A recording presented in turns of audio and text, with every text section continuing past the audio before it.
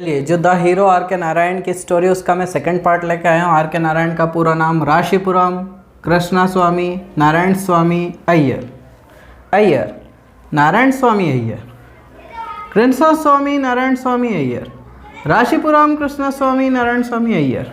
उनका ये second chapter है। दूसरी बात, एक बात मैं आपसे रिक्वेस्ट करना चाहता हूँ कि जो भी मैं वीडियो बनाऊँ उसको पूरा देखा करें।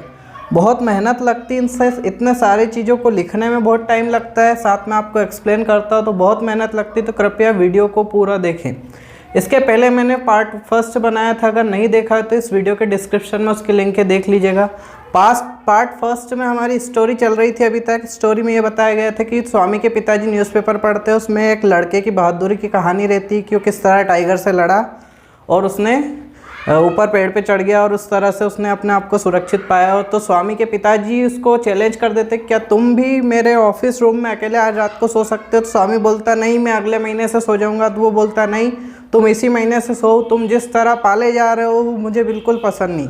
और जब ये बात बोले कि जिस तरह तुम पाले जा रहे हो मुझे बिल्कुल पसंद नहीं, कहते कहते स्वामी की माताजी की तरफ वो देख रहे थे। तो स्वामी की माताजी को गुस्सा आ गया और उन्होंने कहा कि तुम ये बात बोलते बोलते मुझे क्यों देख रहे हो? ठीक है, स्वामी की माताजी को गुस्सा आया था कि if you mean that your mother is spoiling him, अगर तुम्हारा मतलब है कि तुम्हारी मम्मी मतलब स्वामी की दादी उसे बिगाड़ रही है, टेल हर सो, तो तुम्हारी मम्मी को बोलो, मुझे क्यों बोल रहे हो? And don't look at me she said, और मेरी तरफ मत देखना ऐसे बोलते हुए। आगे क्या हुआ? एंड टर्न्ड अवे, और कहते हो अब मेरी तरफ देख के ऐसा मत बोलना। ऐसा करते हो वो टर्न अवे मतलब पलट गई, चली गई। स्वामी's father said gloomily, glazing at the newspaper on his lap. ऐसा जब स्वामी की माताजी ने स्वामी के पिताजी को डांट दिया एक तरह से, तो स्वामी के पिताजी ऐसे बैठ गए और बिल्कुल अपनी जो गोदी में जो न्यूज़पेपर था उसकी तरफ यूँ देख रहे थे। ग्लूमली मतलब बहुत ही उदासी से देख रहे थे, बहुत ही डरे हुए। बहुत डरा दिया था स्वामी की माताजी ने पिताजी को। फिर स्वामी को इसमें मौका मिला। स्वामी को क्या मौका मिला? स्वामी रोज साइलेंटली, धीरे से स्वामी उठा and tiptoed away to his bed in the passage. जो गली में दादी जी के साथ जो उसका बिस्तर था, दादी जी के साथ जो वो सोता था, वहाँ पे उस गली में धीरे धीरे टिपटॉयड का अर्थ होता है, ये जो वर्ड लिखा टिपटॉयड, दबे पाँव चलना, धीरे से दबे पाँव वो जाने लगा। फिर क्या हुआ? Granny was sitting up in her bed and remarked, boy are you already feeling sleepy. जो दादी जी थी वो अपने बिस्तर पर बैठी थी और उस लड़के को देख लिया, स्वामी को आते हुए देख लिया। स्वामी किससे क्या कहा दादी ने? Boy are you already feeling sleepy, बेटा बच्चे क्या तुम्हें पहले से ही नींद आ गई? Don't you want a story, आज कहानी नहीं चाहिए, आज कहानी नहीं सुनना, पहले से ही नींद आ गई तुम्हें? Swami made wild gesticulations to silent his granny. Swami उठा एकदम से और बहुत अजीब व गरीब उसने अपने हाव भाव बनाए, ऐसा क्यों बनाया? टू साइलेंस हिज ग्रैनी, अपनी दादी जी को शांत करने के लिए। प्लीज़ मत बोलो, चुप हो जाओ। क्या बोला उन्होंने? उसने बाद में बोला, पहले तो वो एकदम चुप करने वाला, वो बोल नहीं सकता, नहीं तो आवाज़ जाती पापा के पास। ठीक है, तो वो धीरे से अपने हरकतें ऐसी कर रहा था उसको उनके दादी जी को शांत करने के लिए। बट द गुड लेडी सा नथिंग, लेकिन उस भोली सी महिला को कुछ दिखा ही नहीं, अंधेरा भी था वैसे। So Swami threw himself on the bed and pulled the blanket over his face. इसलिए स्वामी अपने बिस्तर पे से लेट गया बिल्कुल, और जो ब्लैंकेट थी, जो रजाई थी, वो अपने चेहरे तक ऐसे ओढ़ ली और सो गया। फिर क्या हुआ? ग्रैनी सेड, दादी जी ने कहा, डोंट कवर योर फेस, बेटा मुंह तो मत ढाके। Are you really very sleepy, क्या सही में नींद आ रही तेरे को? मुंह तो मत ढाके। स्वामी लीन्ड ओवर एंड विस्पर्ड। अब स्वामी को गुस्सा आया एकदम और वो ऐसा उठा, दादी जी की तरफ झुका एंड विस्पर्ड, और उनके कान, विस्पर का मतलब होता है कान में कहना, कानाफूसी, या धीरे धीरे कम आवाज़ में किसी के कान में कुछ कहते ना तो उसको बोलते विस्पर्ड। दादी जी की तरफ झुका और क्या कहा? धीरे से फुसफुसाया दादी जी के कानों में, प्लीज़ शट अप, प्लीज़ चुप हो जाओ। ग्रैनी, दादी जी प्लीज़ चुप हो जाओ। डोंट टॉक टू मी, मेरे से बात मत करो। And don't let anyone call मी, और किसी को बुलाने मत देना, कोई मुझे बुलाए तो उसे बुलाने मत देना। Even if the house is on fire, अगर इस घर को आग भी लग जाए तो कोई मुझे बुलाए नहीं, और प्लीज़ मुझसे बात मत करो। If I don't sleep at once I shall perhaps die, अगर मैं अभी नहीं सो गया तो शायद मैं मर जाऊंगा। ऐसा वो बच्चा अपनी दादी जी को बोल रहा था। He turned over, curled and snored under the blanket till he found his blanket pulled away. Presently father came. यहाँ पे देखें, he turned over, curled and snored under the blanket. वो ऐसा यूँ turned away, घूमा एकदम दादी जी से बात करने के बाद कि प्लीज़ मुझे सो जाने दो, और फिर घूम गया, उस अपनी ब्लैंकेट को कवर कर लिया और ऐसे खर्राटा लेना शुरू कर दिया। कब तक? यहाँ पे लिखा है till he found his blanket pulled away, जब तक कि उसकी ब्लैंकेट, उसकी रजाई पिताजी ने नहीं खींच ली, तब तक वो ऐसे ही खर्राटे लेके सोने की एक्टिंग करने लगा। प्रेजेंटली फादर, अब पापा जी आ गए थे, came and stood over him, उसके सामने खड़े थे। पिताजी आ गए थे, ब्लैंकेट खींची, उसकी रजाई खींची, उसके सामने खड़े हो गए। स्वामी गेट अप, स्वामी उठो, ही सेड, पिताजी ने कहा स्वामी उठो। He looked like an apparition in the semi darkness of the passage which was lit by a cone of light from the hall।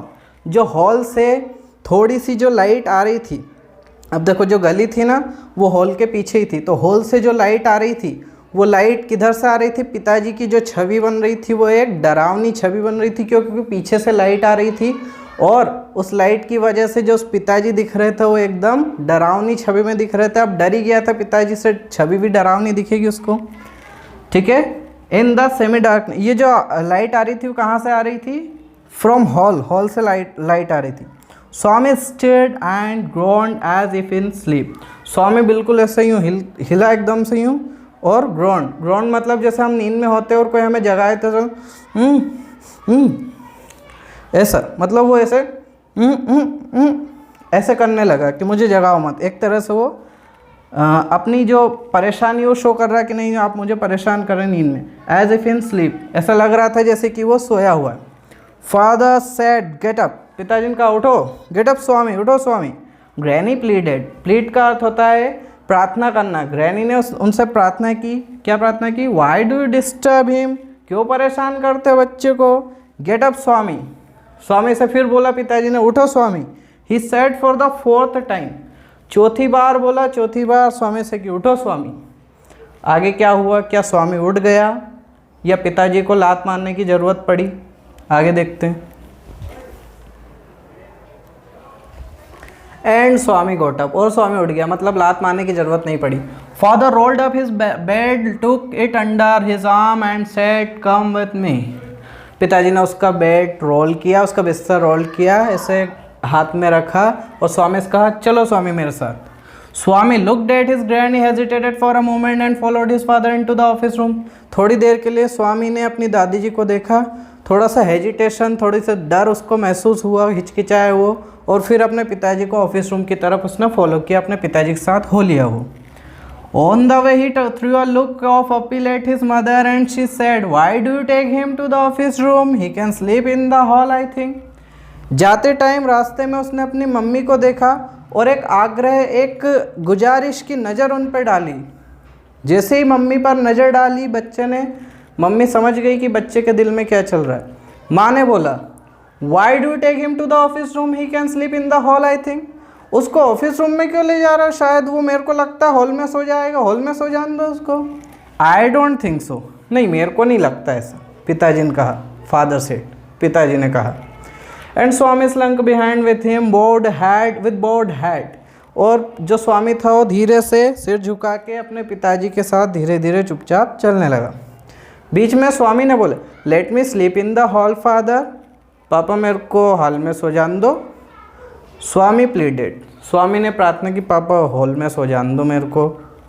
Your office room is very dusty and there may be scorpions behind the law books. आपका जो वो office room है ना वो बहुत dusty है, बहुत धूल है, और शायद वो जो आपकी लॉ बुक्स है, वो जो कानून वाली किताबें आप पढ़ते हो ना, उसके पीछे शायद वो स्कॉर्पियन, बिच्छू वगैरह होंगे। तो पिताजी ने कहा, there are no scorpions little fellow, बच्चे वहाँ पे कोई बिच्छू बिच्छू नहीं है।